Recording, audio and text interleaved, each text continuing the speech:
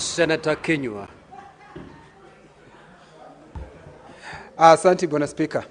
Na kwa uchungu mwingi Bwana Spika, nataka kuungana na maseneta wengine kuomboleza kumpoteza kwa mbunge Sir Charles Were wa Kasipul.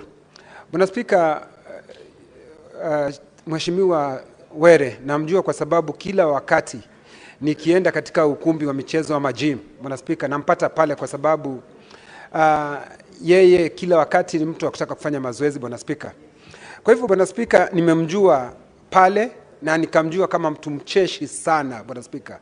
Bwana Spika, ni uchungu mwingi yule mbunge kuuliwa, kupigwa risasi Bwana Spika.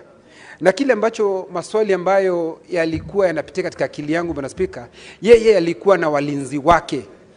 Hakuna ripoti yoyote inaonyesha kwamba Bwana Spika, walinzi wake walijaribu kuwafurusha wale ambao walikuwa wakijaribu, walimuua yule mheshimiwa Bwana Spika.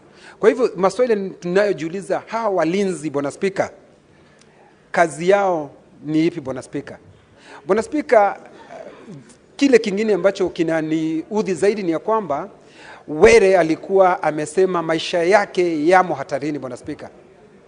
Bwana Spika, najiuliza mkuu wa polisi wa Jamhuri ya Kenya alifanya nini kuzuia hilo jambo kutendeka Bwana Spika? Haya ni maswali ambayo Bwana Spika hayapati jawabu.